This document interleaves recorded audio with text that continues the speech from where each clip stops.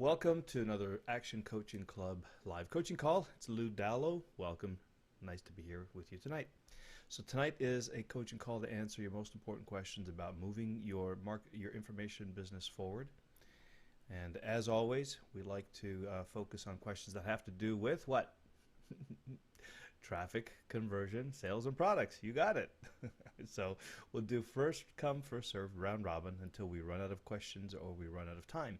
And you can ask your question by typing it in the GoToWebinar control panel in front of you, or you can press *2 on your telephone keypad, and that'll raise your hand if you prefer to talk live, and that'll give me the opportunity to open your line and we can talk live.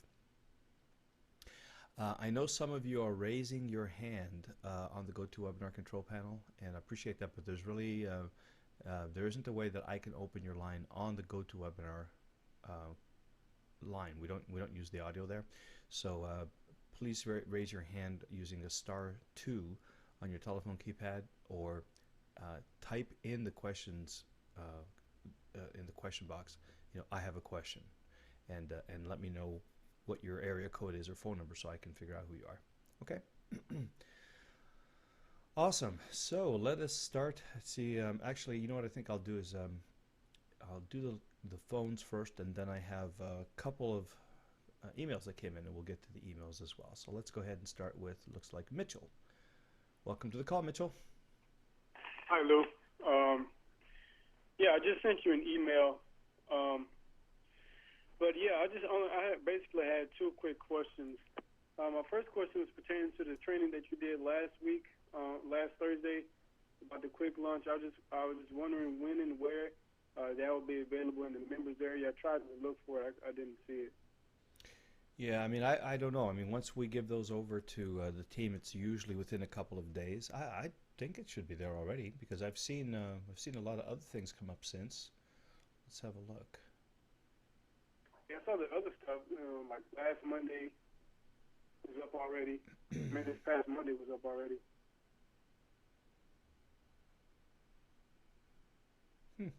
You know what? Looks like Yeah, they skipped it because it the looks nuts and like bolts it's been came after skipped. that. Yeah, interesting. Okay, I'll send a message over. That's interesting. It looks like it got skipped somehow. Content creation is there. Maybe it got. Let me see. Did it get filed under coaching? Maybe.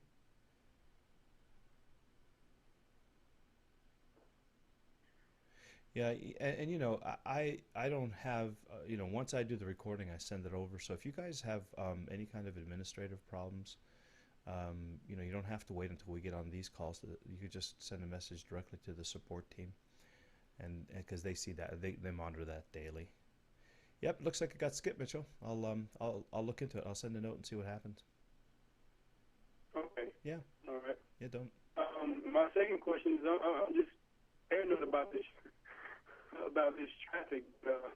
I think I got a pretty good handle on what I got to do for traffic once I get my sales letter finished. Mitchell, where are you calling in from? Because I can barely hear you this time around. We had that problem with you this afternoon too. I'm just wondering, are you dialing in somehow on something different? No, I'm on my cell phone. Oh. Yeah, can you dial in on a regular landline, because I can't really make out more than half of what you're saying. No, I don't have a landline. Oh, you don't? No. All right. Well, okay. Don't move, because it sounds like you just moved into a better reception. Let's try, but I for some reason today, when I'm having a hard time, even on an earlier call this afternoon, it was hard to hear you. But okay, let's try, and I'll see if I'll pay careful attention and see what you have to say. A little bit louder and a little bit slower for me, because I'm going to need the extra support to hear you tonight. Okay. All right. My next question was, I said I think I got a handle on this traffic thing, and how to drive traffic to my site to get build my list.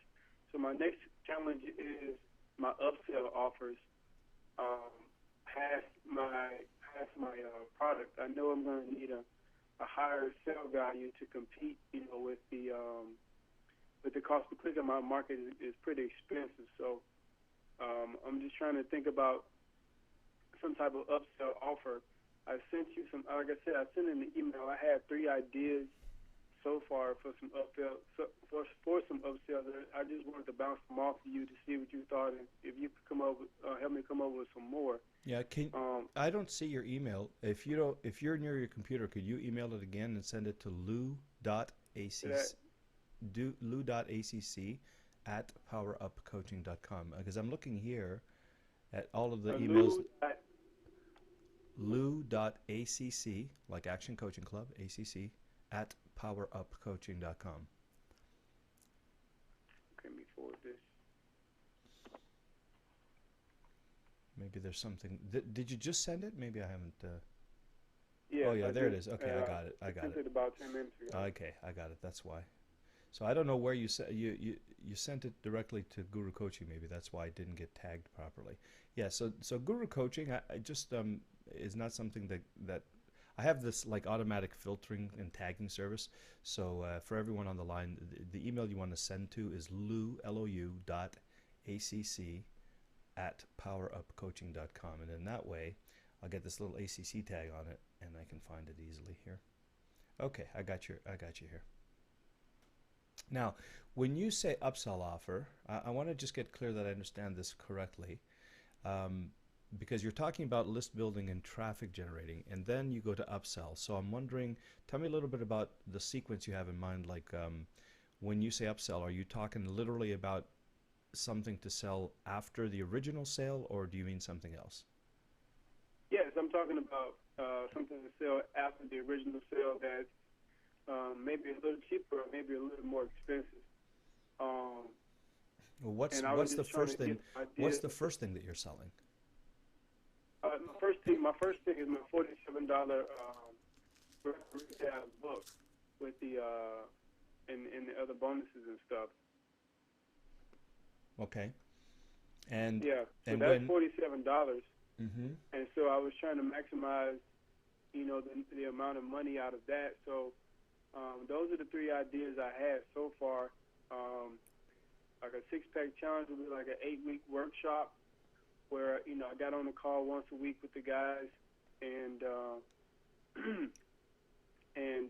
I would have different phases of workouts for them to go through.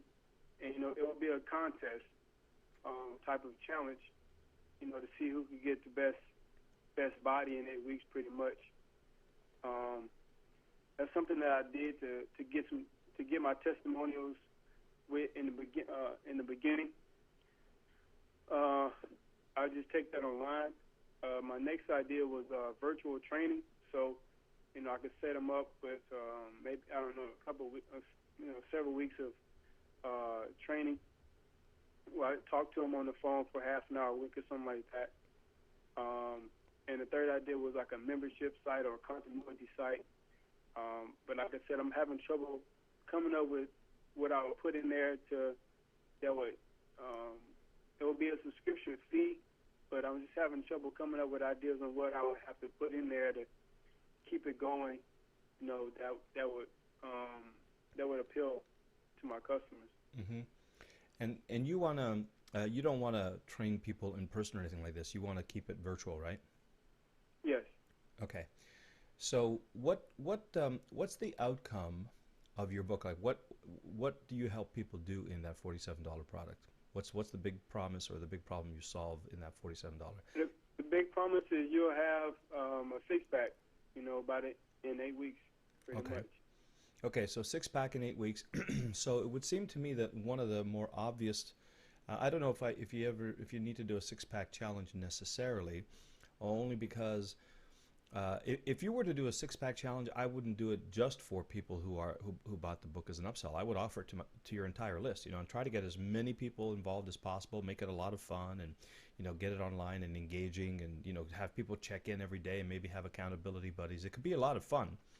And I would think of that almost as a separate product that you could offer your whole list, in fact. So that so I want to just be clear now. So when you say upsell, you don't necessarily mean only to people who bought your stuff, though, right? You mean what else could I sell people other than the $47 book, right? Yes. Okay. I mean, once they've hit the add to cart button, they go to the next page and there's another offer. That's what I'm Okay, talking okay. about. So you literally mean an upsell. Okay. So in that case, I don't know that a six-pack challenge is necessarily the best upsell unless you're selling a lot of these ebooks and you could put a lot of people into the challenge in real time.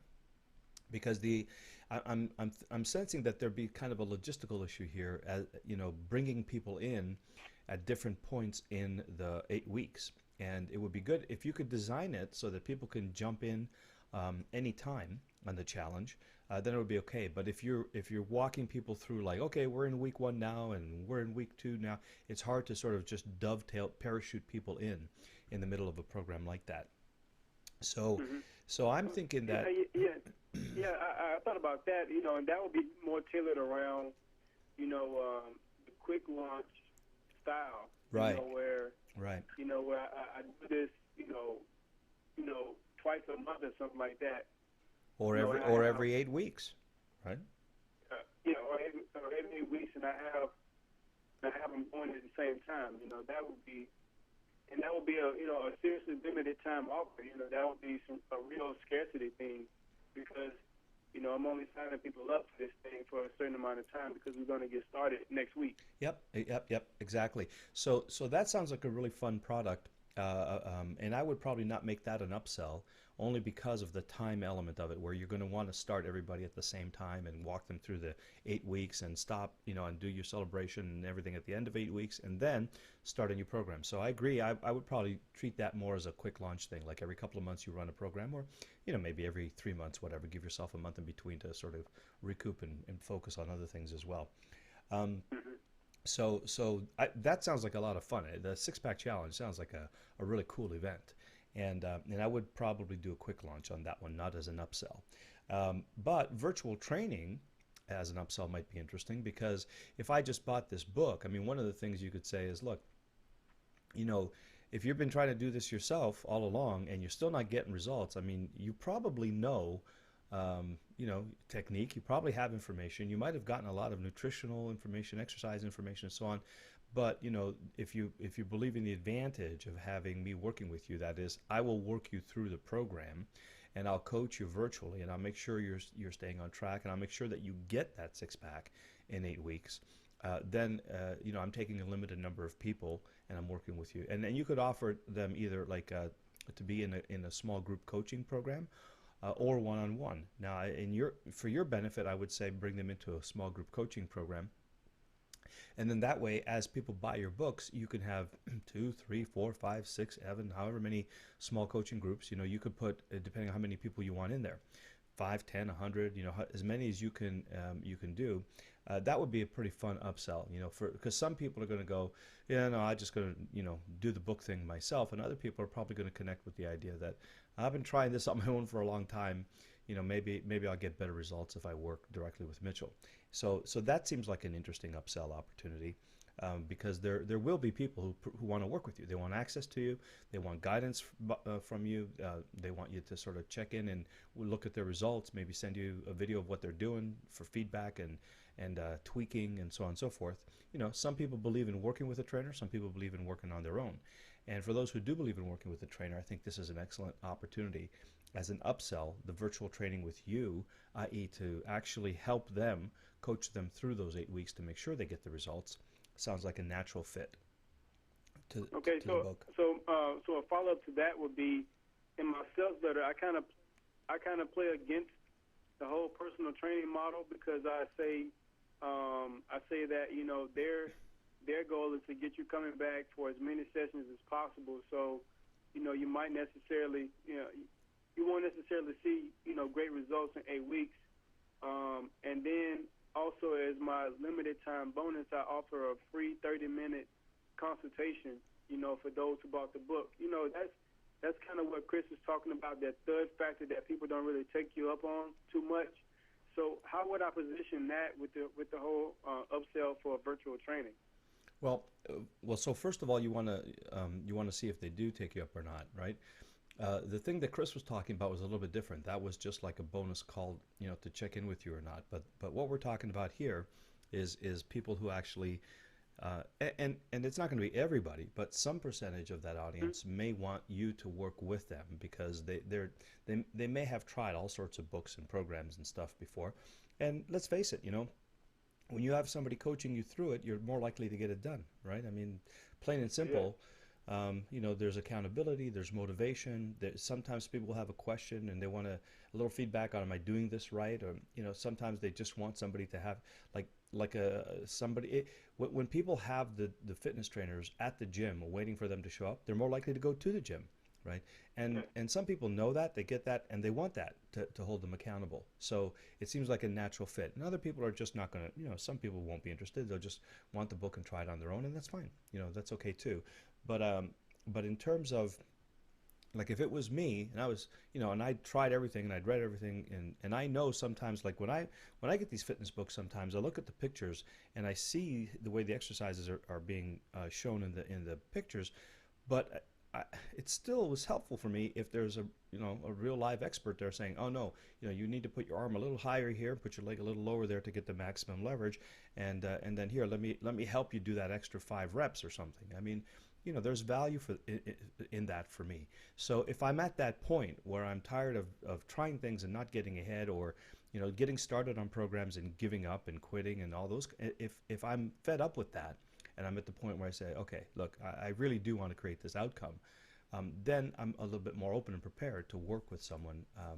And so it makes sense that that would be the opportunity to present that offer to me when I'm at the point of buying the book. And you might say, look, if you tried a lot of things and they're not working, or if you start programs often and you give up, or if sometimes you get into the program and you come up against something, and you don't know if you're doing it right or if you're getting the maximum benefit out of it. If you're really interested in getting results and want me to help you to do it, in addition to the book, I'm going to give you a special opportunity to work with me, right? I think there's a really natural fit there. I don't know how much in demand it'll be, um, but I got to believe that it's at least worth a try. I think there's going to be a fair percentage of your population that that will want to do that. And so, of the things that you have here in front of me, I think that's the one that seems the most logical one to test first, Okay. and see how it goes. And and you could do it, do it in a small group coaching format. Don't do one-on-ones necessarily, because it'll be hard to do that profitably. But you could definitely do like a daily check-in. People have accountability buddies. You can have a Q&A section. You can set it up so people can upload their videos. Like if you start a Facebook group, people can videotape themselves doing the exercise, and send it to you, so that you can say, oh yeah, you got to get that knee up higher, or you got to get the arm out, whatever it might be, because it's all about small movements and massive leverage that makes big differences. And if you can Yes. help them tweak it, and you can spot it, because they won't be able to spot it for themselves when they're not doing it quite right, then I think it might be kind of a fun thing to try. As a Facebook group, that might work out really nice. Okay. Yeah, I think that's the way I would test it first, and then the membership site. Um, I think the way I would position it is, do the 2 weeks with you as part of the group coaching, and then if they're getting results and they want to continue, or if there's a sort of a next level that you can take them to, or if they just want your latest thoughts on the best exercises, the newest exercises, newest ideas on nutrition and training and all that kind of stuff, then they can join a monthly club where you'll send them videos of new exercises, you'll send them articles about stuff that you've learned. You can keep them in touch and up to date, and then because if you actually do give them a six pack in 8 weeks, they're kind of done with you, right? But there will be others who say, wow, look, at if you were able to do the six pack for me, maybe you can help me with my arms and my triceps, my thighs, my legs, the whole thing. And so if you want to offer sort of you start with the six pack, you say, great, now we've got your core worked out. Now let's get the rest of you looking as good as your abs. And I'm going to teach you all the techniques to do that, and I'll answer your questions, show you the exercise. You can stay in the conversation, have an accountability buddy. Something like that could be the membership site that I think I would offer after 8 weeks worth of group coaching. So as soon as people go through the book, go through your program, check in with you, get into the club and so on, and they get results, then you might say, okay, you've had 8 weeks, you got your abs. Now I can help you if you want to stay in the community and stay in touch with me. It's like, you know, whatever, $47 a month or whatever. Okay. Okay? All right, sounds good. Yeah, I'll get back to you on that on that group coaching thing. Yeah. Well, and again, you don't want to set the group coaching up to be time specific, right? You want to set it up so people can join whenever they buy your book. They can jump into the coaching group, and then you'll set it up that they can have an accountability buddy, and you set up an autoresponder sequence that walks them through week by week by week as though you're coaching them. You just want them to check in live with you so that you can give them some feedback, some tips, some ideas. You can answer their nutrition questions, whatever else.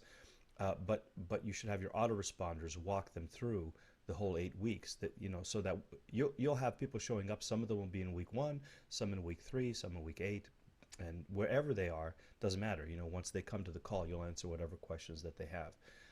But the So program, like it's a once a week call for the virtual coaching, like a once a week call like you guys do, and just kind of do a round robin question and answer. I guess. I mean, I think, yeah, something like that. If you think that that's what would help them get results, you know, I leave it to you, you know, to think about what you could do and how you could frame it so that they get the results. You know, you're the expert, so you'll be able to figure that one out better. But yeah, you create the support environment, you know, the success environment for them. And remember that, you know, if you connect them with each other, that is a great way for people to get results, and it doesn't require you to be involved, you know, every single day all the time either. So you'll design that in a way that you think suits them best. You know, I don't know exactly what that is, but it sounds like what you just described might be a pretty good starting point. Okay. Mm-hmm. That sounds good, Lou. Thanks a lot. All right. You're welcome. Good luck, and check in and let us know what you decide to go with, and let's have a look and see how it sells.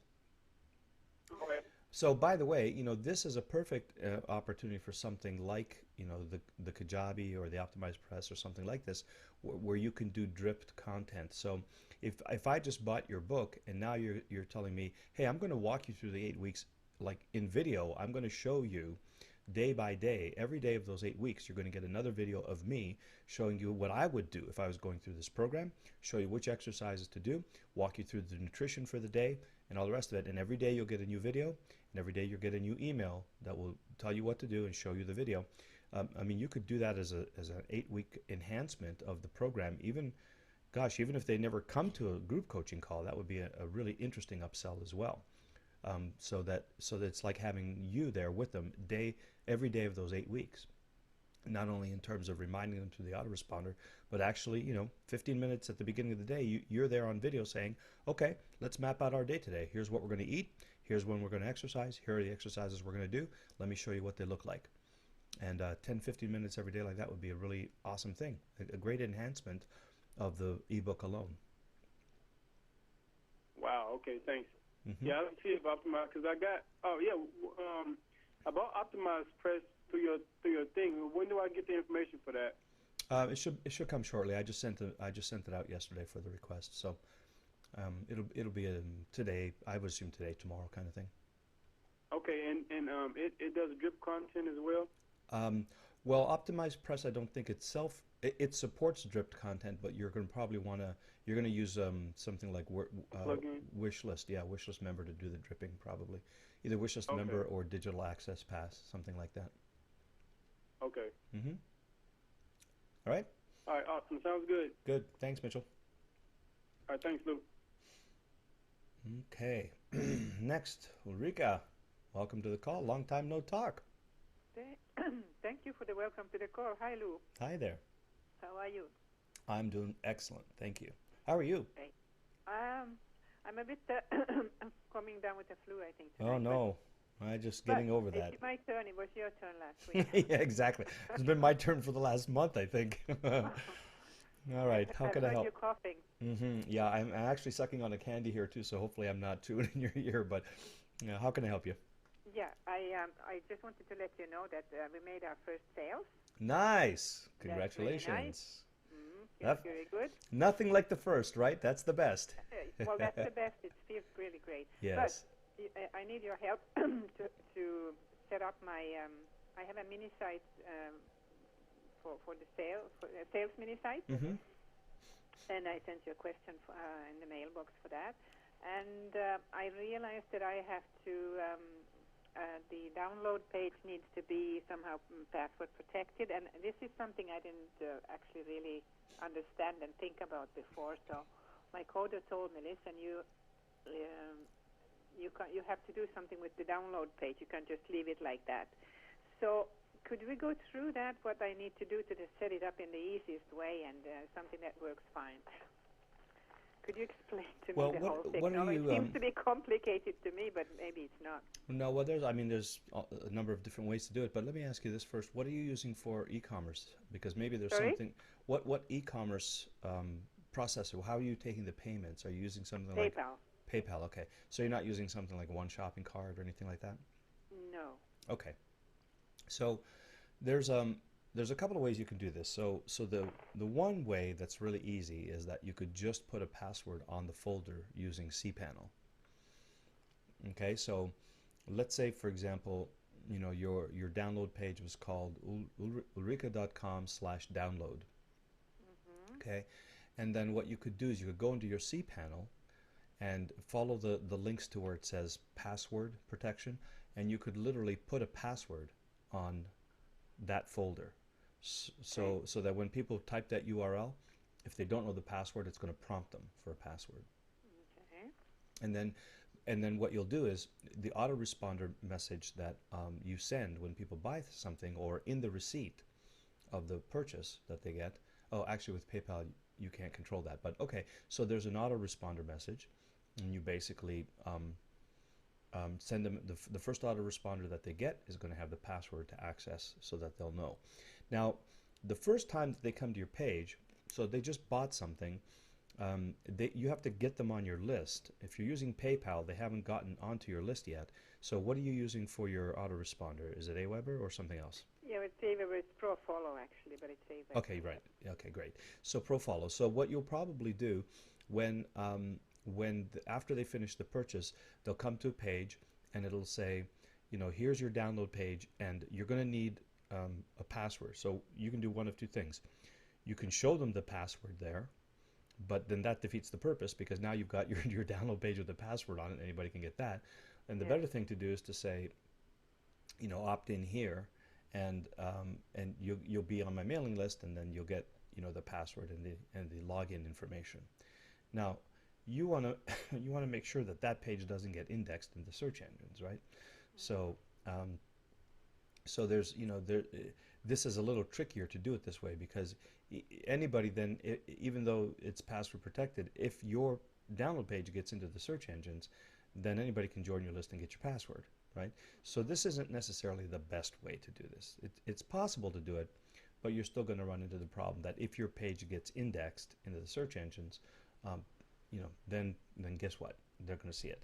So the next level that you could do is you could use, if you're using an e-commerce program like One Shopping Cart, for example, and what that does is it actually displays a thank you page after the purchase, which is displayed for like 24 hours, and then it expires. And so if you had... I have my clients in Europe a lot also, and those 24 hours, I'm worried about them because there's a 6-hour difference already right then. Yeah, but it's 24 hours from when they make their purchase. Oh, okay. Yeah, the thing is, you're giving them 24 hours to get the password and to get on your list. But once they have it, then they can keep logging in and getting, because they're not downloading it, they're watching it online, right? They're streaming it, right? Or do they download it? No, they are downloading the thing, and it belongs to them then. Okay, great. So so in that case it becomes easier. Then you give them 24 hours and you say, download your product within the next 24 hours, because after that the link expires. And so there's, One Shopping Cart will do that for you. There's a couple of pieces of software that will do that for you. Okay, so that's another way that you can do it. Get an expiring link. Okay, so can I avoid to have the shopping cart and just use the PayPal the way I have it set up now, and maybe then get some kind of a software too? Yeah, you could. There's a couple of things.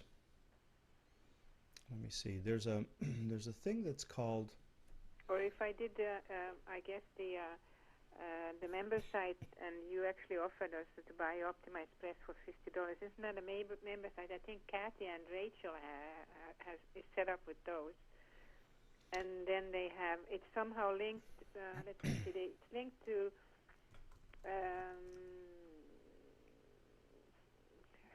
the transaction page is linked to Aweber, I think, and Aweber is linked to the Optimized Press, and so they have the password from Aweber, and then they can go into the member site. Yeah. And then something is expiring there too. Yeah. So all these things seem to be very complicated for my brain. You do need a piece of software, because here's the thing. In the way that I described it to you before, what's missing is communication between PayPal and a piece of software. So Optimized Press, I think, should do that for you, right? It will integrate with PayPal. And so what you could do is you could run your sales process, your sales letter, your opt-in page, and so on the front end of Optimized Press. And and then after the purchase, it'll direct people to a place where they open an account, and then they have access to the download page. So yeah, that could be a good way to go as well. And they do have to open an account just to be able to buy. I think that's like a friction, no? No, you gotta. I mean, you're talking about password protecting it, right? So. I mean, if I just send them the password and they can go take that password, go into with the password into the membership site, and then there is the download page, and they just start downloading. No. Well, the problem with that is I don't think that Optimized Press is set up that way. Optimized Press is designed to have people create a membership area. Like it's an account where then. But the advantage of this is you can say, create yourself a member account and log in here anytime you want to download the product, right? Okay. It seems to me friction somehow. If that's the way it works. That's the way. I'm looking for a simple solution that won't, sort of put people off. Because all they want to do, they paid and they want to download a thing. And yeah, but you also want to avoid using something like One Shopping Cart, which will give you that simple solution, right? Because you're asking how to do it with PayPal. With PayPal, you need now I'm just trying to think as we're talking. There is because how do everybody else do it? I mean everybody. They have shopping carts. Funnel. They have They have shopping carts, or they don't password protect. Like I don't password protect my download pages sometimes. If you pay with PayPal, I take you to a thank you page, and that's it. You're good to go. I just make sure that page isn't indexed, or change it every once in a while. But for the ones that I think do that, of course, but. It's a $250 product after all, and also it's a competitive market where I'm sure there's lots of people who would like to get hold of my product and sell it, So. Yeah, so then why not pay $29 a month and get a shopping cart? Mm-hmm. And then then it's all solved. But let me think 1 second here. I'm trying to remember, but I keep paying attention to you again. Let me just think 1 second, because if you're on the line, you guys, there's a piece of software that is it's called, I think it's Rapid something, and it's designed to process PayPal payments just the way that Ulrika's describing it here, but the name of it doesn't come to mind right now. PayPal deliver product. Let me see if I can find it. Digital product delivery. Let's see if we can find this.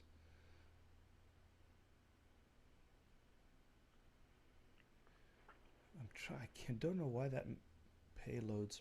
Oh, okay. Actually, here's another way you could do it. You could use something like Payloads, which is a service, and you'll pay, per download on that one. Right.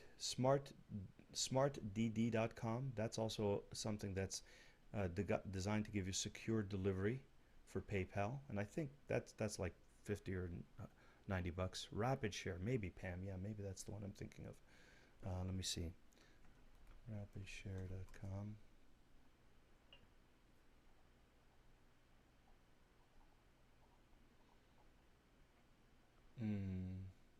No, that's not it. That's a file sharing service. Okay, so here's one. So Payloads will do this for you, but now I think, you have to look and see, because you'll pay like $5 per download or something like that, right?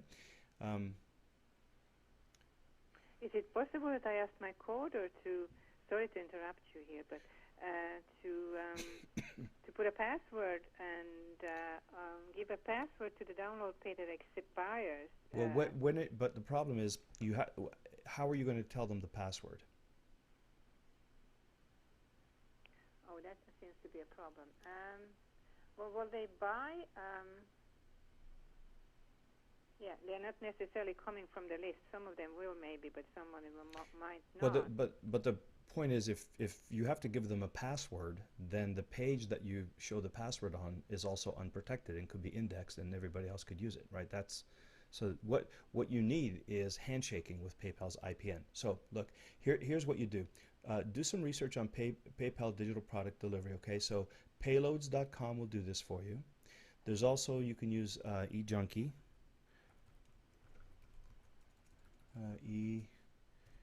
eJunkie.com. Okay, this is another service that's designed to help you sell products online.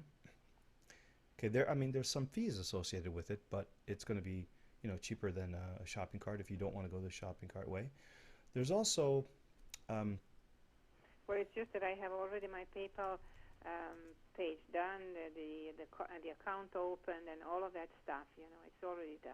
So I'd like to continue with it. Yeah, but you can't continue it with it the way you're talking about it right now without having some kind of you have to add something to it, right? You're gonna have to change something to it. So all this is gonna do for you is that if you opened up like an eJunkie account, you basically just describe the product that's for sale and you tell it where the download page is, and eJunkie will create that expiring link for your users. So you don't have to change your download page at all.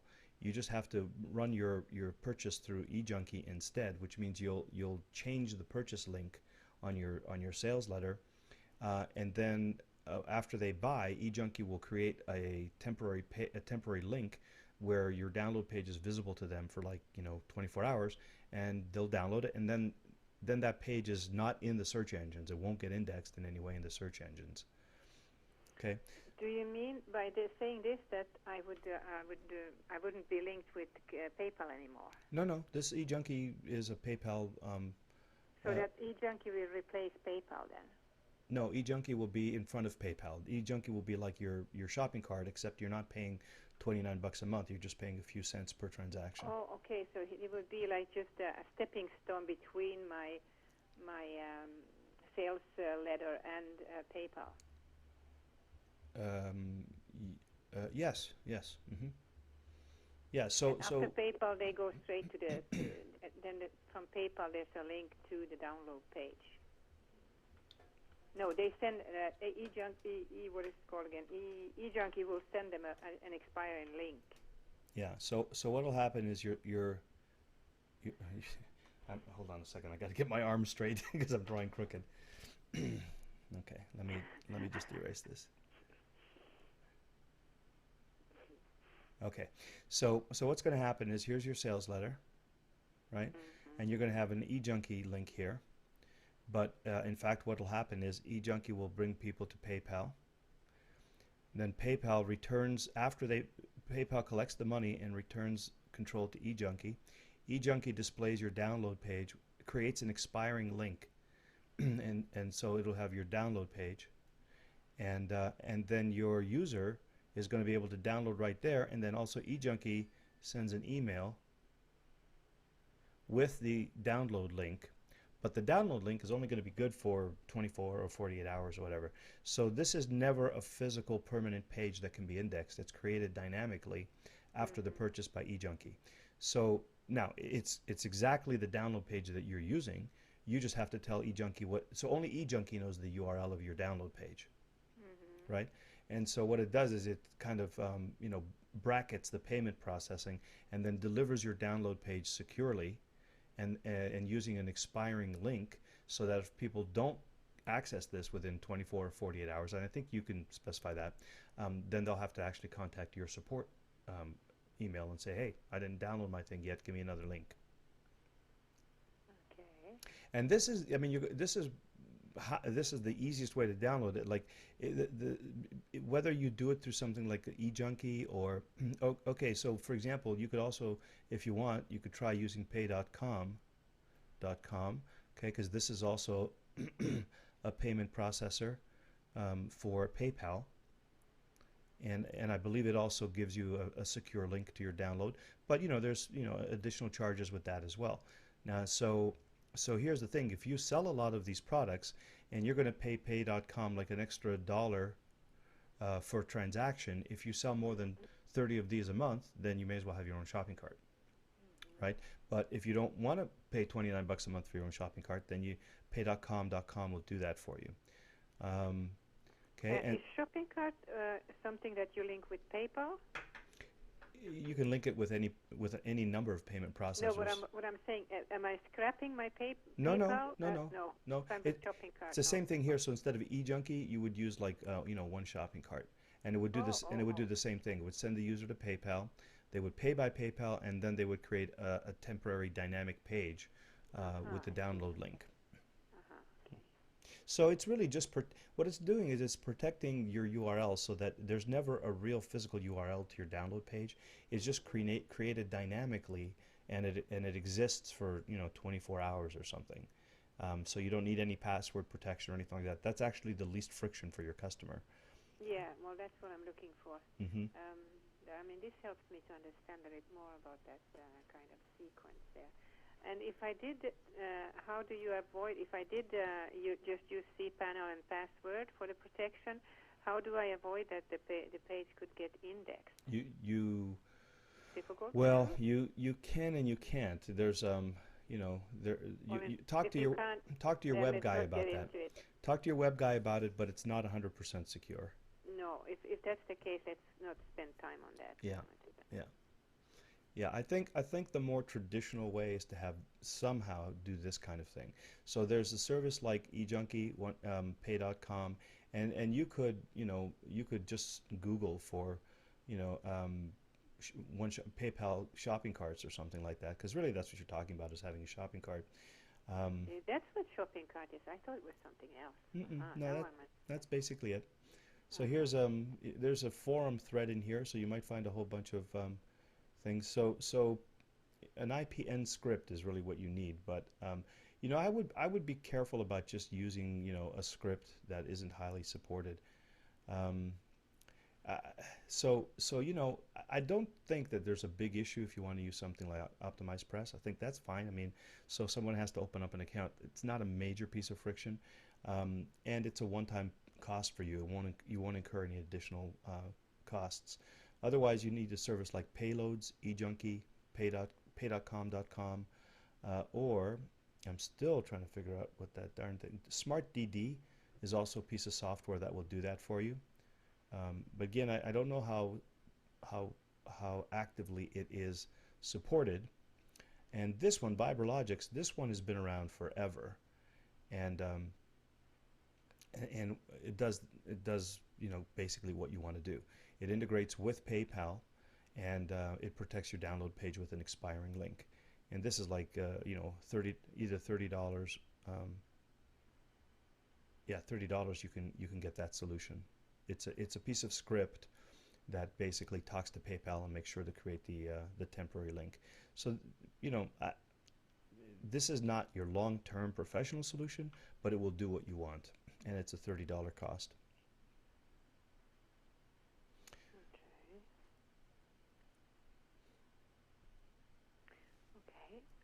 Well, my criteria was to find something that was easy for the customer and easy to set up, and that works well.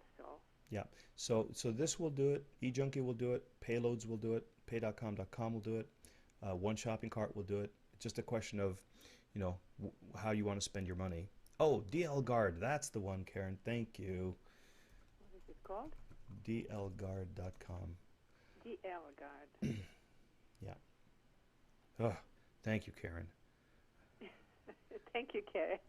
It was DL Pass, DL this. I couldn't remember DLGuard. Yeah, this one works pretty well. And again, it's a shopping cart, but it's not really a service. It's a piece of software that acts as the front end shopping cart for you.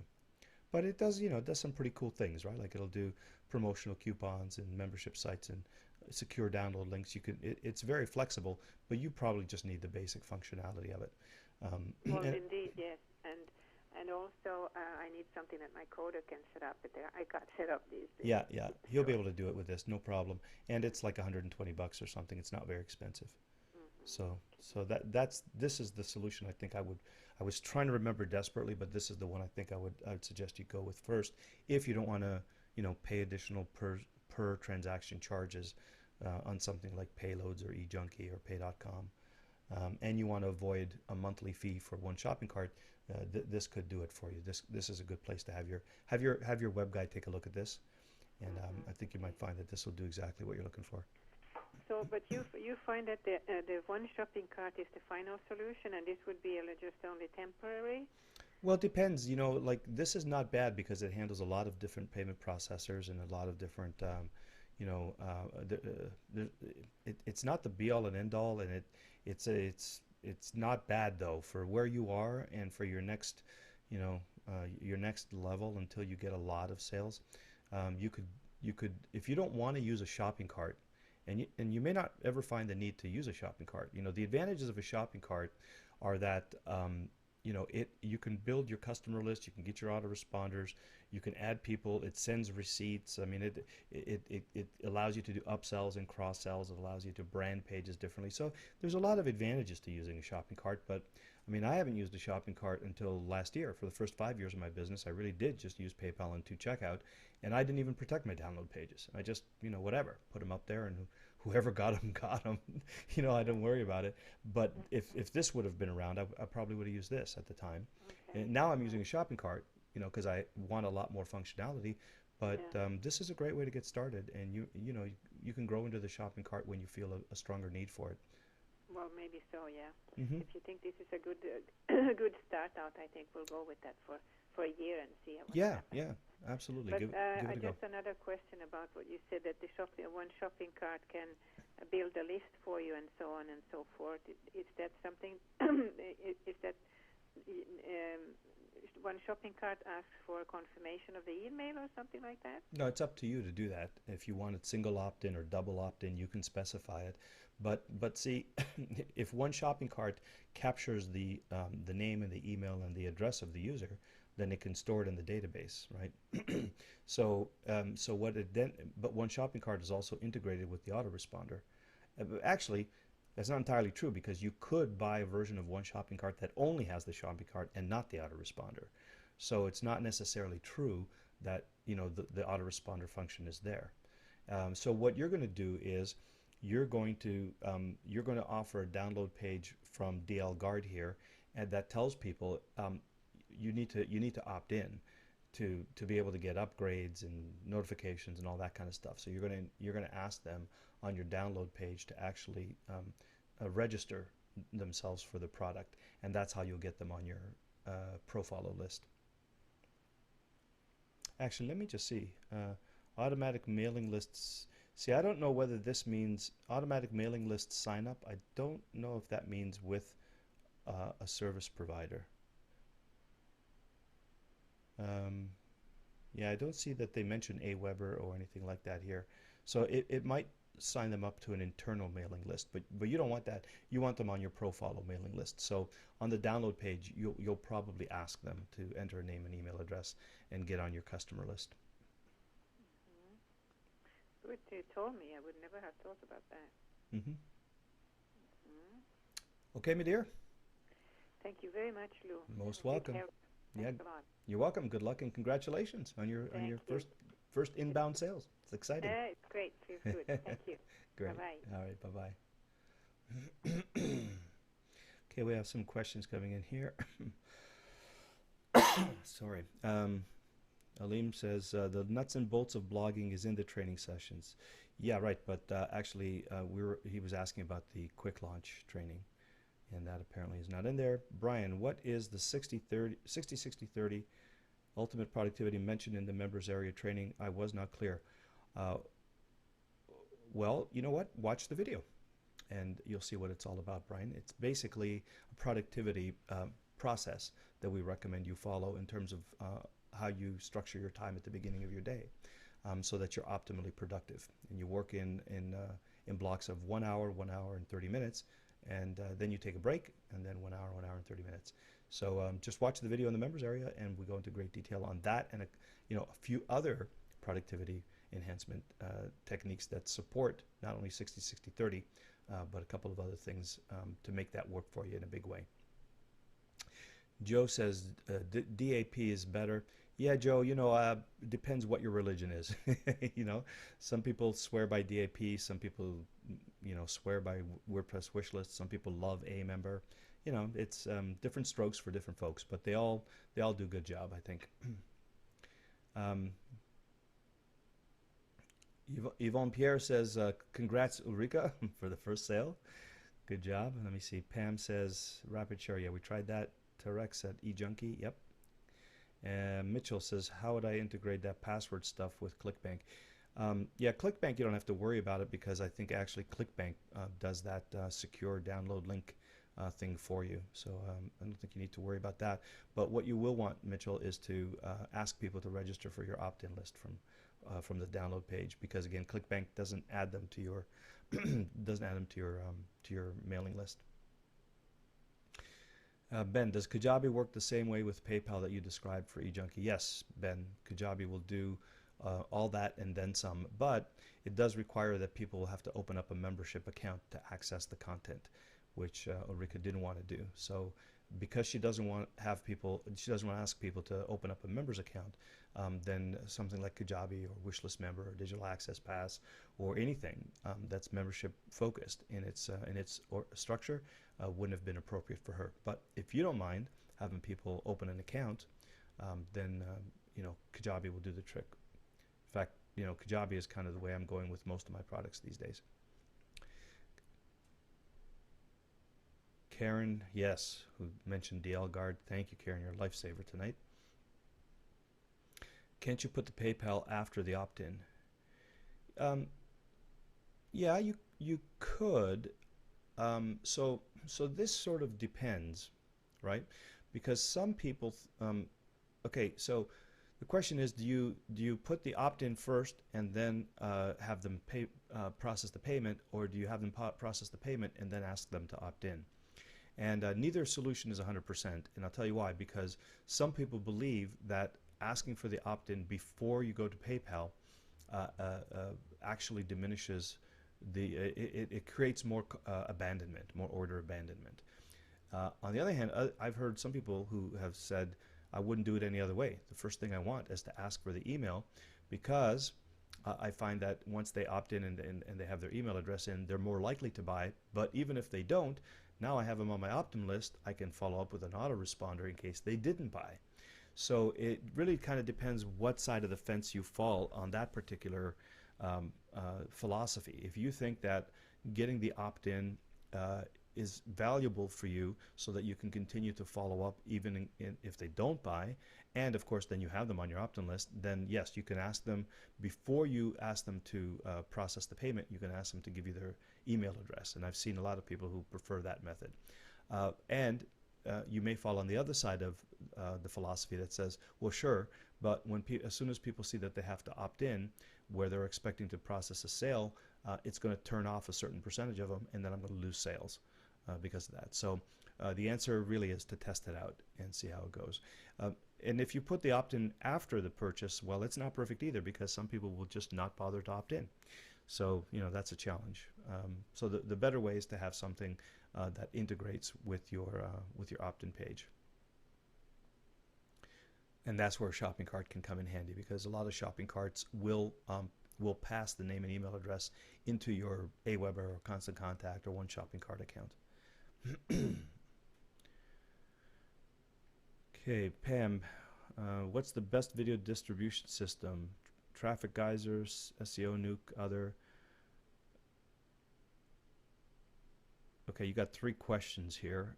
So the best video distribution system, right? So if you want a good free video distribution system, you can start with something like TubeMogul.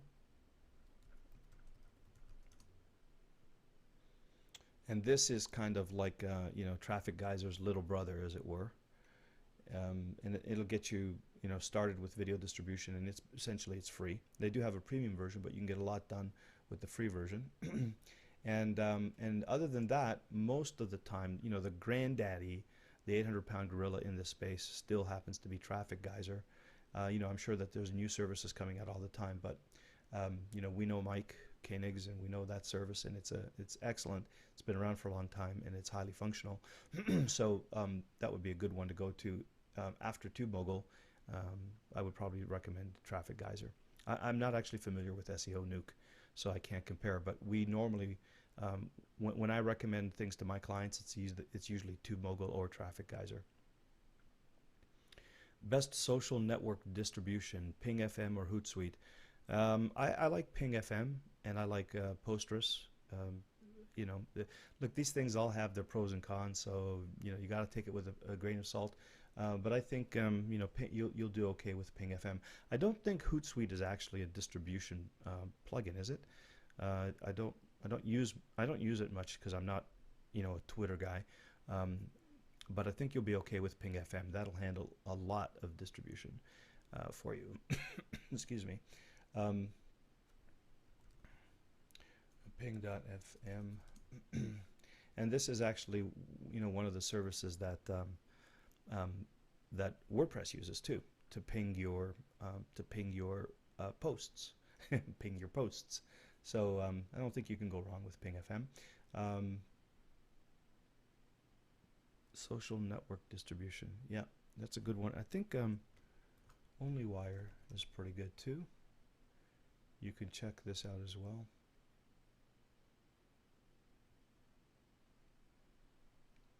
Okay, and I think both of them will do a good job for you. And best article directory, well, it's still is EasyArticles.com would be probably my first recommendation. If you had to put your article anywhere, you'd want to start with EasyArticles.com, and then probably after that, Go Articles. And after that, I don't know, maybe Article City. All right. Not a big fan of this one, but I probably would say Easy Articles and Go Articles would be my top two choices for article directories.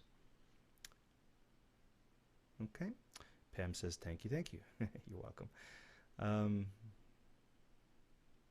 I've used OnlyWire. Oh, Julia says, I've used OnlyWire to get posts out.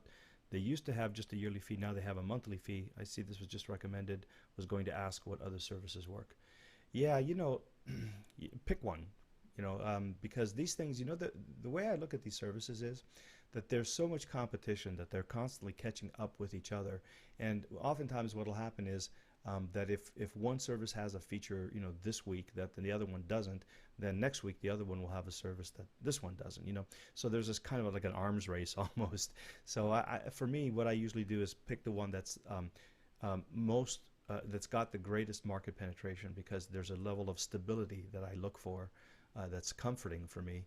It's less likely to disappear tomorrow if it's kind of the big player in that space. And so even if it's not ultimately the best in terms of features and functions today, I know that because they have the greatest market presence, that they're likely to catch up and provide those services over time. So and I mean, gosh, there's a new service coming out every week, it seems, to do this kind of stuff. So I just kind of go for Ping FM. Mariette says, Lou, I need to update to WordPress 3.1. Which is the automatic backup alternative you suggest?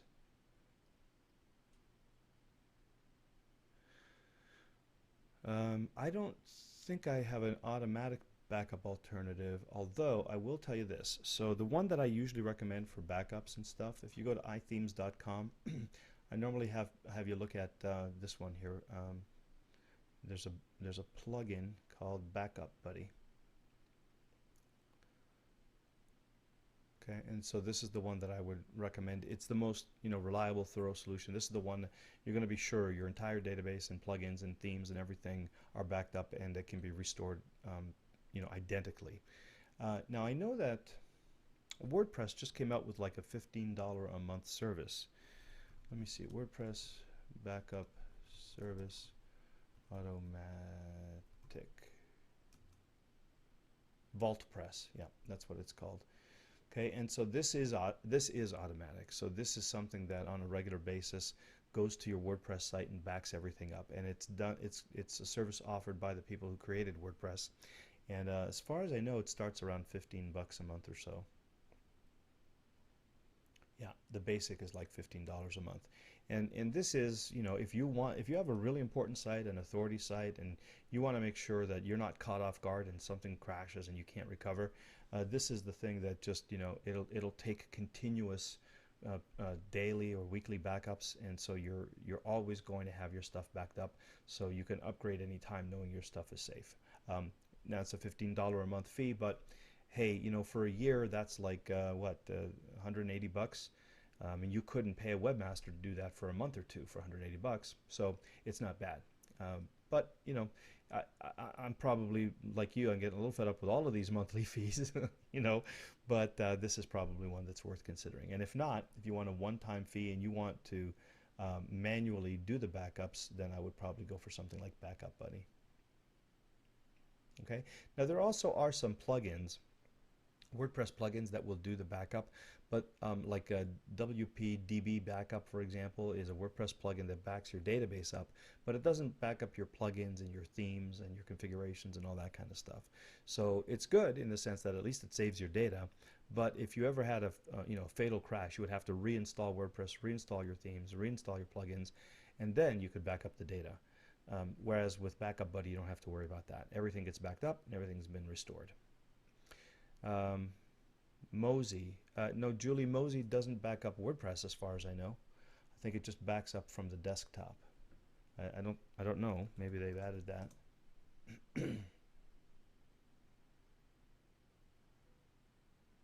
With the Mozy, yeah. From what I know about Mozy, this is like desktop backup. It's not database backup. Because remember, your WordPress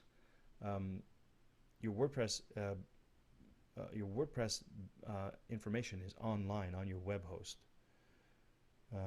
You just purchased it to back up my site. Yeah, I don't know. It's possible. Mozy Home. Let me see. Did you get Mozy Home or Mozy Pro, Julie?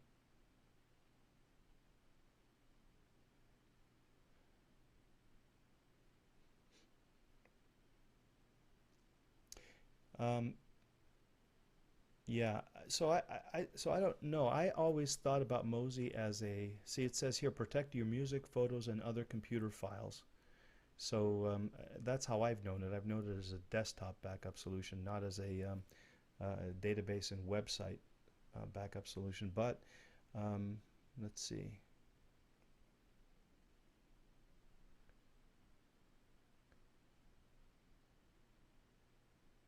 Yeah, I'm still not seeing anything that says it'll back up databases and websites. So unless they have a service that is not it's not promoted here, if they have a separate service, and they may, but I'm not aware of it.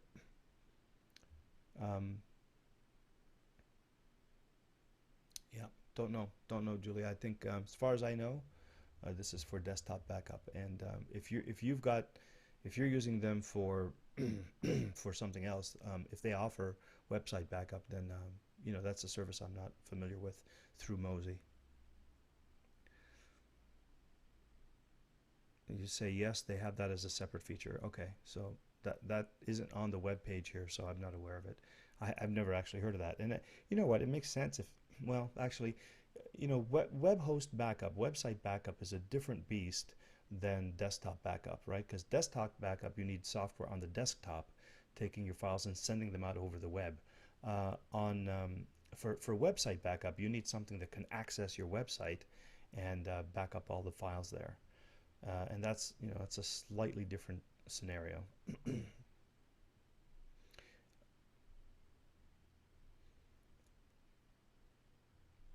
Okay, so and the one that I actually use to back up my stuff, and it's comparable with Mozy. I just happen, you know, to use this one as Carbonite. But again, this is desktop, and you know, this is backing up your computers and putting it into the cloud, putting it online. This is not website backup. Okay, Julie, good. You'll find out and you'll let us know, yeah? Thank you. Okay.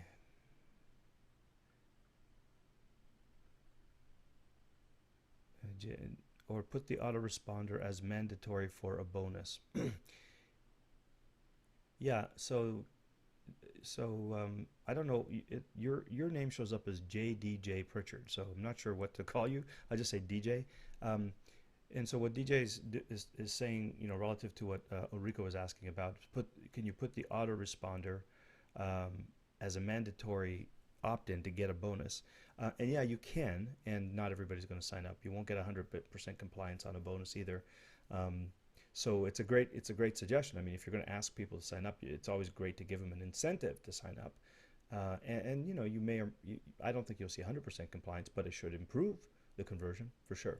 So you know, if you want people to get on your on your mailing list after they purchase something, then you can say, well, you know, if you create your customer account here and instantly have access to the following additional bonus, that's a great way to do it. You know, you could also, if you wanted to, you could take the approach that says, okay, so I just paid something, PayPal comes back and it says, you know, put your name and email address here so that we know where to send the link, you know, the secure link to the download product.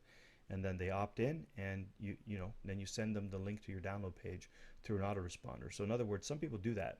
They make it so that you can't get the product unless you opt in. But that does create the resistance of some people saying, I don't want to get on your list just to be able to get something I just paid for. You know, so none of these solutions is perfect. But if you do use something like DL Guard, then you can avoid that altogether. But you will not necessarily get 100% compliance. The ideal situation is if you have a shopping cart that auto subscribes them. So, you know, something like One Shopping Cart or Kajabi. You know, Kajabi processes the PayPal payment and then automatically subscribes them to your Constant Contact or Aweber or, you know, whatever I think they have 2 or 3 different responders that they work with. And so then you don't have to ask for the opt-in. And that's the ideal scenario where you're not taking that extra step. Yvonne Pierre says, thanks for the tip with DL Guard. Gotta go. No problem. You're welcome. Tarek says you can always explain to them that they can unsubscribe anytime. Yeah, and some people will just refuse to give you their name and email address. I mean, just you can do a lot to encourage them and to reward them and incentivize them to, and you're very likely not going to get 100% compliance no matter what you do. So the only way, listen, even if you auto-subscribe them, then they may choose not to confirm, not to click the confirmation link, you know. So nothing is 100%. You're just gonna lose some people. That's the nature of the beast, and that's okay, unless you don't ask them to double opt-in. If you auto-subscribe them into a single opt-in list, you know, and so you could do it that way. But all of these things have their pros and cons, and you want to optimize as best you can, but be prepared that, you know, unless you have an integrated system, like for example, One Shopping Cart, when they purchase something, they're automatically added to your mailing list, to your database, and you can choose to send out email to only purchasers of certain products. So it's all integrated, but in that case, you'd want an integrated platform. Or you want to integrate with something like, for example, Aweber. If you integrate with Aweber, the way they do it is they automatically send a double opt-in confirmation email. Well, if you don't want to do that, then you don't want to use Aweber. You're going to want to use something like Constant Contact or iContact, or GetResponse, which may not necessarily, you have to look up the feature set, but some of them won't necessarily generate that opt-in list when you auto-subscribe them. But then you want to make sure that your payment system integrates with your autoresponder system, right? So there are lots of moving pieces, and so that's why sometimes people just go with a One Shopping Cart solution. You know, if you use Infusionsoft, Office Autopilot, One Shopping Cart, these are all integrated shopping carts and autoresponders, and it eliminates a lot of these headaches. But you know, you pay for it. Is there a way to avoid double opt-in? Yeah, it depends on the service that you use. So you know, some services will allow you to auto subscribe and not require a double opt-in. On the other hand, a service like Aweber, there's no way to avoid it. If you use the process that they give you to subscribe a lead where someone doesn't physically enter their name and email address, if you do it programmatically by software, then Aweber doesn't give you the choice. It generates the double opt-in. Yeah, Anthony says you can opt out on double opt-in. Well, yes, if they enter their name and email address on your form, but if you auto-subscribe them from a shopping cart, then it gets added through an email API, and there is no opting out of, even if your list is single opt-in, because someone didn't physically enter their name and email address and submit it, it's going to force the double opt-in. And that's just the way Aweber works. Not every responder works that way.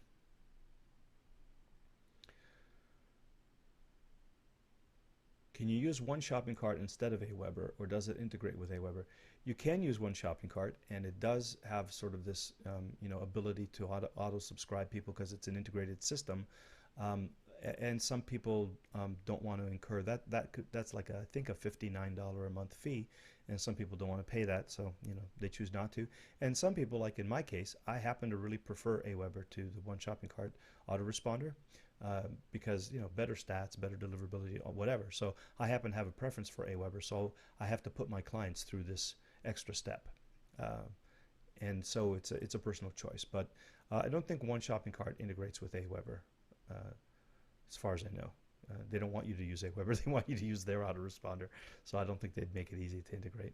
But other shopping carts, like the Kajabi, if you use that for a shopping cart, will integrate with a couple of different autoresponders. Something like OS Cart, or the more generic shopping carts that don't have an autoresponder service associated with them. Delavo, for example, or Delavo, depending how you call it, also integrates with Aweber. But again, it's going to generate the double opt-in. So yeah, you can find shopping carts that will integrate with Aweber and with Constant Contact and iContact, and some of them even MailChimp. You have to sort of see which ones do which. SendPepper, which is the Office Autopilot thing. So let me just look real quick and see what Office Autopilot says. Meet Jack. Jack was really, really good at Luca. So good, in fact. Okay, WordPress integration. It doesn't talk about autoresponder integration here. You have to probably look through the features of it and find out. My guess is it probably is going to be integrated with SendPepper, which is the autoresponder that that this company provides.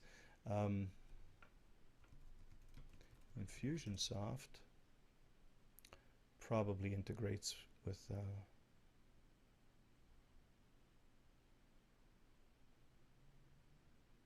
Yeah, I'm going to have to probably leave that to you guys to look up, because they're not mentioning here. Yeah, same thing with Infusionsoft. I think they want you to use their integrated autoresponder, so they may not facilitate you integrating with another autoresponder. Okay.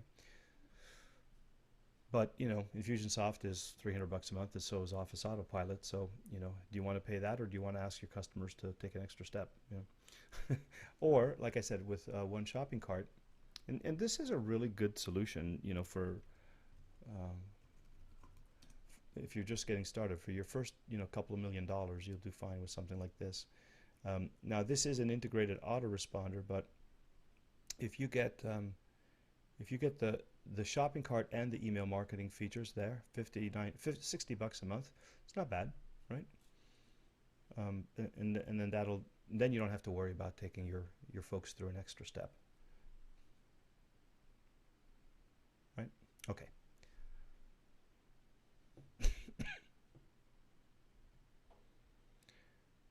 So let's open up to Newark, New Jersey, area code 201. Hi, Lou. Yes, hi. Who's that? Hey, it's Anthony LaMonica. How are you? Hey, Anthony. I'm doing well. How are you? Good, good. I wanted to follow up with you, and I also had a question. A couple of weeks ago, you recommended some things on Facebook. I was having trouble getting some ads approved at Facebook for my weight loss website. Mm-hmm. So I wanted to let you know that I had to do a few things. I had to film a new video to fit with their guidelines, but I managed to get approved.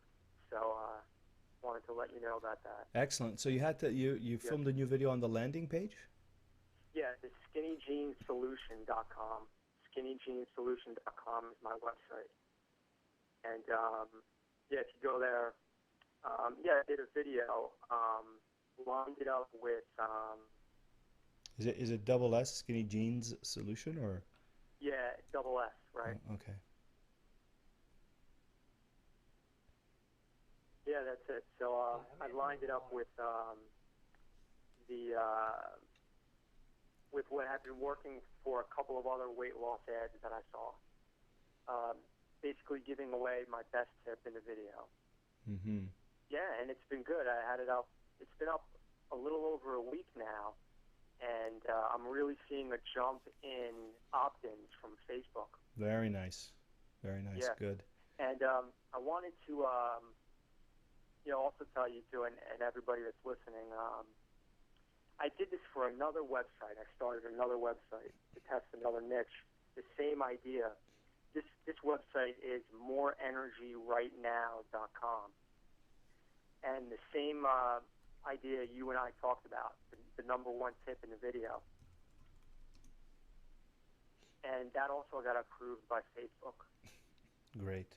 A couple of days ago. And, so this has been great because, this took me a while to figure out how to get the Facebook traffic. But nice. And what did they tell you what it was about the video that was offending them, or do you have what is it that you had to change about it? Was it the content? Was it the presentation? What were they getting hung up on and not approving? It wasn't lined up with a number one tip. I was basically just talking about sort of what Evan Pagan, talks about in his training programs about an opt-in video. Talk about what you're going to offer inside. Mm-hmm. But the video wasn't really tailored as here's my number one tip. Gotcha. Yeah. Excellent. So you give them your best tip, and then you say if you want more, opt in. Yeah. Excellent. Yeah. Great. Yeah. So now my question is, I'm testing a third niche. I put up another website a couple days ago, and this is called moresexdrivenow.com. And I ran into trouble with this, with my strategy, because in this case, now this is the same idea, giving away my best tip in the video. Mm-hmm. In this case, Facebook turned down my ad, and they actually said the content promoted in this ad is not permitted on Facebook. Ads for this product or service should not be resubmitted. So it seems like they're, drawing the line here at talking about sex and erections. So my question was, what do you think about this, and what do you think is an alternative way to drive traffic to this website here? Yeah, you're playing with fire here, right? This is the ultimate red flag for Facebook in terms of service. And I frankly don't have a lot of experience in these kinds of markets, and so I haven't had the opportunity to really test and try things out here. I think but I have to imagine that if you somehow took a clinical, almost medical presentation approach, and you avoided, trigger words, like if there's another way to talk about this without necessarily saying erection or Viagra. I mean, look, Viagra is the ultimate spam trigger, right? So here you have it right on your front page, right? And so if you can talk about these things in a way that sounds a little bit more clinical and a little bit more almost like you're a doctor, sharing clinical information, you might have a chance of working your way through. But you're challenging, right? You're challenged. This is definitely one of those very difficult, highly monitored kind of red flag topics for Facebook. Well, what I'm talking about in the video is that these ED treatments, such as Viagra and Androgel, they actually don't work. That's why they make so much money, because no one can get erections for long with them. Yeah. Because they don't fix the real problem, which is low testosterone, and they make it worse. But you're saying that someone looking at this is not going to wait to hear that explanation. It's just I mean, they're going to do what I just did. They're going to stop the video around here, and they're going to see lasting erections, Viagra, pills, Androgel. Time to kill this one, because you got to look. These guys are going through a gazillion sites at a time. You might want to think about testing something like, instead of going to the erections and Viagra thing, you might want to talk about, like, it seems like sometimes if you talk about erectile dysfunction instead of lasting erections, you're kind of saying the same thing, but sometimes it is perceived as a more therapeutic or more commonly accepted way to speak. It's not just that term, lasting erection, has a red flag in terms of the language of it, right? Whereas erectile dysfunction tends to be a more clinical, professional way of describing it. But if you're going to talk about Viagra specifically, then you're going to run a red flag. So you might just want to talk about, there are pills on the market, very popular pills that a lot of people are taking, and here's why they can't work for you, and so if you don't mention it outright, now it's going to water down your marketing, right? But it may get your ad accepted. And I haven't tested this personally, but I think that those are the directions I would take it, is to really excuse me. It's the same thing as with diets, right? Diet and weight loss is another one of those areas that's going to get a lot of attention from Facebook. So if you work really hard to water down making a claim, and if you are very careful not to make it sound like you're offending people who are overweight and all those things that they have in their terms of service, you can pussyfoot around it. You can make your ad a little bit more gentle, a little bit more professional in its presentation, and you get away with it a little bit easier. But when you're talking about sex and Viagra specifically, and this kind of thing, it is the most fertile ground for spammers. And so sometimes the easiest thing to do for a company is to just take a no tolerance approach to it, and they throw the baby out with the bathwater, i.e. sites like yours that are not spamming and are trying to provide good information get thrown out with everybody else. But it's the best way that sometimes they can make sure that a spammer doesn't kind of find a loophole and suddenly they've got these ads coming up, and then the whole Facebook community gets a little upset. So yeah. Now, Lou, is there an alternative to Facebook to drive traffic to 1,000 visitors? Well, you could definitely start looking at something like media placement, or maybe the content network. If you go to websites that blogs and websites and other places that actually have this content on them, a lot of them are actually running. They do the work to get the approval, because if Google AdWords runs AdSense on those sites, then that site has gone through the whole process of making sure that it gets approved. And all you have to do is run your ads on the network of sites that's related to this topic. Now, you always run the risk that somebody's going to look at this and go, you can't run that kind of ad. But it's probably easier to find out where these kinds of ads are already running and just buy some media on those sites. So you do a little bit more placement advertising rather than search advertising. Okay, so you wouldn't want to do a blog then at this point, just buy media. That's what you're saying? I think I would just go someplace where the traffic is already there, and they've done the work to make sure that ads like yours aren't going to get nixed, and just ride the wave of somebody else's testing. If you go to a site and there's a lot of discussion around sex and erectile dysfunction and all this kind of thing, sex drive, and you see that there are ads on that site, then I'd probably see if I could get my ad running on that site as well. Great. Yeah. Okay. Because it's tricky. Better to have somebody else do all that hard work and you just get the benefit of it. Yeah. All right, great. Well, thanks for the feedback again. Yeah, you're welcome, and thanks for checking in and letting us know how things are going. This is a great tip Sure. for everybody. Sure. All right. Okay. Thanks, Anthony. Talk to you soon. Yep, you bet. Bye. Okay, 347. I'm going to guess that's Ben. Is that Ben? That's Ben. Hey, Lou. Hey, how about that? Hi, Ben. Hey, how you doing today? Awesome. How are you doing? Good. I'm doing pretty well. Cool. Let's rock and roll, my friend. Okay, so I'm going to revisit a question from that I asked you pretty recently. Trying to get my head around kind of the big picture of, going from a list of 5,000 people, using the increments of, kind of 200 at a time, to test how good a piece of advertising is.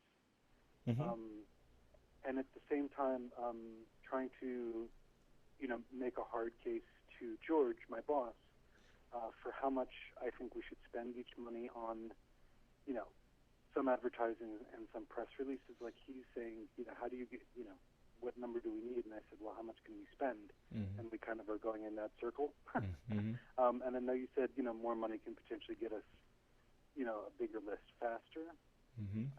But I know we're testing at the front end as well, to see how good, these ads are converting leads. So, so did that make sense in terms of my question here? And it's kind of broad in a few things. I don't think I understood what the question was, actually. Could you reframe it for me so I get it a little bit better? I think I missed it. Yes. So let me try it from the back end. So I need to go to George and say, hey, George, we have to figure out an advertising budget. Okay. And he's saying, okay, well, how much do you need? And I said, well, I don't know how to quantify. Tell him $1,000 tell him $1,000 a month, and he's going to go, are you crazy? And then you'll say, well, how much do you want to spend? And he'll say 300. You go, done. Right. I mean, I think I think he's a little bit more into the why and the Well, the why and the what of it. Well, listen, advertising, you could. This is one of those things that's like, what do they say? Lies, damn lies, and statistics, right? So advertising is a little bit of a, you got to sort of put your finger in the wind and hope for the best. And I guess the answer to this is, it's all a numbers game, right? If we spend more money, we get more traffic. If we get more traffic, we have more reasonable data points to actually make a significantly valid assessment about how it's performing, and we can build our list faster and sell, because the list is the most important thing for us right now. The faster we build it with qualified people, the more we can, excuse me, the faster we'll be able to make money. Now, you could spend anywhere from $100 to $100 million. So it's not it's really just a question of how fast can we ramp up given the budget that we have, right? So it's kind of like, even if it wasn't Google AdWords, I mean, even if it was any kind of media, like you might say, well, we want to advertise in Yellow Pages and do direct mail, and then we want to put a listing on the billboard and so you say, well, how much money do you need for that? Well, the answer is, well, the more money you have, the more I can advertise. And so I will do the best I can with the budget that we have to get as many leads in as possible. And on average, you can expect to pay somewhere between 20 cents and $1 per lead on Google. If we want our list to be 1,000 people, we need to spend a couple $1,000. Now, if you don't have $1,000 right now, well, then it'll take us 3 months to build that list at $300 a month. If you have the money now, we can do it right now. So how do you justify it? You just say, this is how much I expect to pay, and you can do some homework to sort of find out what what keywords you're bidding on, and how much you can expect to pay, and then tell them that, right? Yep. Now the other thing you can do is say, look, I don't want a big budget right now. I just want a budget to test with. So if you give me $300-400, I'll run my initial tests and I'll know exactly which words work and which don't and how to optimize and how to lower the costs. And then I'll have a better estimate for what the budget needs to be after I do that. So you could sort of, get more data, and then you can make more intelligent presentation about where the money's going. Right now, you kind of have to say, look, it's early days, and we need to find out, which ads work and which keywords work and all that kind of stuff. And so the more I can test that, the faster I'm going to get. I'm going to be able to say, hey, I've got a web page up, and every time I drive 100 visitors, we make 10 sales. But we're not there yet. Right now, we're in the testing. So I don't need a lot of money right now, but I need enough to do some preliminary testing. And then as the testing starts to become profitable, then I'll come back and ask you about increasing the ad budget. But right now, I just need something to sort of test and find out what works. So, if that's 200, 300 a month, then I'll work with it and get as many leads and as much testing as I can get done with that. And then once we have those results, we're either going to test some more, another $300, or if we find something and it hits gold and we're making money on it, then we could justify an increased budget. And so then it's going to be entirely up to him to say, yeah, I have an extra $1,000 a month to do that. But I think it's always easier if you say, look, let's start with $200, $300, $400 and see how it goes. And then as we get better results and we refine our marketing, then you'll feel more comfortable investing more. But for now, let's just start with $300 to $500. What can you afford? And that's probably the way I'd present it. Right on. Okay, that's fantastic. Yeah. That makes a lot of sense, and I appreciate it. Yeah, you're welcome. Because coming from his point of view, I mean, I'm sure what he's thinking is, man, I just don't want to throw a whole lot of money at stuff and find out that it's not working. So if you show him that what you're doing is carefully and methodically, testing, so that you're going to make the maximum use of the money that he does allocate in budget, I think that could be reassuring. And so, don't shoot for the big money. Just get some basic testing done. And I think what I would do is, if I were you, remember we talked about trying to get 200 actions, right? And so I would probably do the research to find out what I think I'm going to pay per keyword, multiply it by what it's going to take to get 200 actions. Like if I want to know how my opt-in page is performing, I want 200 click-throughs to that, right? And so if I convert it, like say 20%, that means I need 100 people visiting that opt-in page. So 100 click-throughs, and let's say I spend 25 cents per click-through, then I'm saying basically, what did I just say? I forgot my math here. If I want 200 actions, no, I'm going to need 1,000. Sorry, I'm going to need 1,000 click-throughs, right? 5 times 2. So I need 1,000 click-throughs. If I convert it 20%, I'll add 200 people to the list, and I'll have my 200 visits that I consider a good test. Now, if I'm paying 25 cents a click, that means I need $250 to perform that test. Right. Yep, got it. Okay. Awesome. Cool. Yeah, thank you very much. You're welcome, Ben. Thanks a lot. Good to talk with you again. Okay, you too. Thanks. Okay, we need to close up here. We're going to try to get one more question in from someone in Arizona. And Brian, you're asking me a lot of YouTube related questions and having multiple accounts and toolboxes running on multiple computers and all this kind of stuff. And I just two things. Number one, I'm not a YouTube expert because I don't use YouTube in my marketing in particular. And number two, what you're describing seems like a whole lot of work to try to game the YouTube system, and I'd be very careful about that, very leery about it. I'm not sure, I'm not saying that that's necessarily the case, but just reading your description, you have to have friends doing this and then distinct IP addresses and all that kind of stuff. It's too much work, man. Simplify it, and try to stick with the terms of service. There are a lot of very easy, legitimate ways to get traffic and to get your stuff seen. And you don't want to set up a whole infrastructure of these computers and logging in, multiple accounts, and then YouTube changes its terms of service, and all of a sudden it collapses. So my recommendation is, if that's what you're trying to do, try to get a network to game the system sort of thing.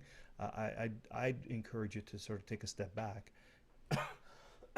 and recognize that that's a house of cards, because as soon as Google catches onto it or YouTube catches onto it, they're going to shut it down, and you're going to lose all of your SEO assets and all of your YouTube equity that you worked so hard to develop. So I would I'd be very careful about that. Okay, who's in area code 602? DJ, how are you, man? I'm good. So I haven't talked to you before. I got kind of disconnected from the program when it switched. From, welcome back. From Guru Coaching. Yeah. So clearly I should have started at the beginning. That would have been helpful. Okay. At any rate, so I have a product. One of the guys here in Arizona did a local business marketing thing and brought me on to teach sales. So we got paid to make the product. We have a 4-hour audio and a transcript of that. I want to do a bigger live event, and I've got some local people that I can work with, but I also need to get. I'm not in touch with some of the online stuff, and this got really messed up when I went to do it. Like my friends are saying, "Oh yeah, I'll help you," and then they're not really showing up to do the helping. So I have a site, and it's got WordPress on it, and there was some questions about whether or not that could even work on there. Just one guy I was trying to work with was having problems with it. I don't know what to do about this. If I want to build an opt-in, just like a video with an offer, just a landing page, what's the best place to start with that? I got WordPress on my site now. Okay, see this that's up on your screen right now? No. You don't? Are you on the webinar? Yeah, what do you want me to do? Yeah, just head over, just check the webinar. I'm showing you a page here. OptimizePress.com is a WordPress theme that will make it really easy for you to create a whole bunch of different opt-in pages and styles. And that's probably the fastest, easiest way I can think of right now. There's probably a couple of other ways to do it, but this one has built-in opt-in pages designed. You can just add your video and your text, and you'll be taking opt-ins from your WordPress site. Now, this will take over the theme. So normally you're going to want this as separate from your authority center. You're going to use this as a place that you drive people to get opt-ins from, and then you can bring them. It also allows you to do sales pages and membership sites and this kind of thing. So you may want your actual SEO authority center blog to be separate from your Optimized Press blog, but this is a really easy, fast way to get opt-in pages and sales letters up on a WordPress environment. Okay, that's great. Thank you. Now, you did bring up an interesting point, though. So my authority site is right now I have two ideas planning, but at any rate, I'm using one that's a local. It's called the NLP Institute of Arizona, and I've got a blog going on there and some other stuff. And this is a sales product that I'm doing kind of in conjunction with it. So I was planning on just using this site to put a sales letter, maybe a little bit of information, but it wasn't going to be that much. So I might be on the right track with this, huh? Yeah, I think so. Yeah. Okay. No, thanks. I'll give that a shot. Good. Yeah, you're welcome. You're welcome. Okay, I'm gonna stop with that. I was gonna say something else, but I think it'll just confuse matters. So I think we're okay with this. No, you should go ahead and confuse it because I've already had so much input from so many random people. It's just making me crazy. Yeah, I think I'm gonna reduce your confusion by not going further with this. This is a good solution, so I think I would recommend this. And it's $100. Give it a try. It'll likely work very well for you, and I think that take a big load off of you. Okay, because the last thing that I did was go onto Fiverr and somebody said that they'd build something for $5, but I don't know exactly what I'm going to get for that. I'm like, yeah, listen, I'm really leery of Fiverr. Yeah, good point. Like, just think about it, right? Somebody's doing something for $5. I mean, what could they possibly do for you for $5, right? And it's a little bit of a mishmash of everything. I mean, we got people willing to perform all sorts of interesting services on there for $5. Not the kind of marketplace I want to find a reliable professional programmer on. Right. If you're looking for that kind of tech help or something, you're better off going to some place like Rent-A-Coder, or Digital Point forums, where there's lots of good freelancers at very affordable prices. Yeah, because Odesk isn't working for me, and Elance wasn't working for me either. Yeah, so Rent-A-Coder has a lot of more technically oriented people that might work for you. And if you have a little extra budget and you want to hire someone who has a project manager to then let them figure out what kind of skill set they need to bring to your project, you can look at Workaholics for Hire. Workaholics, huh? And what was the digital one that you mentioned? Digital Point forums. And you know what? You might even go over and have a look at the Warrior forum. There's a lot of folks there who are pretty strong technically and looking for ways to make money. That's another option for you. Oh yeah, good point. I've heard of that before. I've never been there. Yep. Great. Thanks a lot. You're welcome. Goodbye. All right. I'm seeing all of a sudden now everybody's got their hands up. Okay, look, I would love, you know me, right? I'd love to stay and talk with you, but I am, I'm trying real hard to stay in integrity with my commitment to Eben and their team to keep these calls to 90 minutes. So I'm going to call it. I'm going to call it right now. Make this the end of our conversation. And I know that there's a number of you who sent me emails with questions, and I know that I can see a bunch of hands up here. So maybe what we will do is we'll continue the coaching call on Monday instead of doing the training call, and we'll get your questions answered. And maybe we'll do the training call on Thursday. And if I can, I'll go through the email and maybe give you a quick reply by email for those of you who've got something in there. You know, so Sensei Bill and Aleem, I'll try to do that through email, just so that we can honor the team's time here, who are sitting by recording, and then they have a whole bunch of follow-up work to do after this. Okay, so let's call it a night. Hopefully that was at least helpful enough to get you going, and lots of good information. I want to thank you if you were one of the people that asked a question or had your website reviewed, or you know, like Anthony came back and checked in and told us, you know, what was working and what's not. I really want to thank you for doing that, because your questions and your feedback and your check-ins, you know, benefit all of us on the call. It gives us an opportunity to learn stuff and to see how things are being applied, and to see what other challenges that people have and what solutions there may be. So thank you. I want to acknowledge you for that, and let you know I appreciate it. And until we meet the next time, which I guess will be Monday, wish you a great weekend. Thanks for being here. Because you're here, I get to do work that's fun and fulfilling. And thanks for allowing that for me. And I look forward to catching you on the next one. Bye for now. Namaste.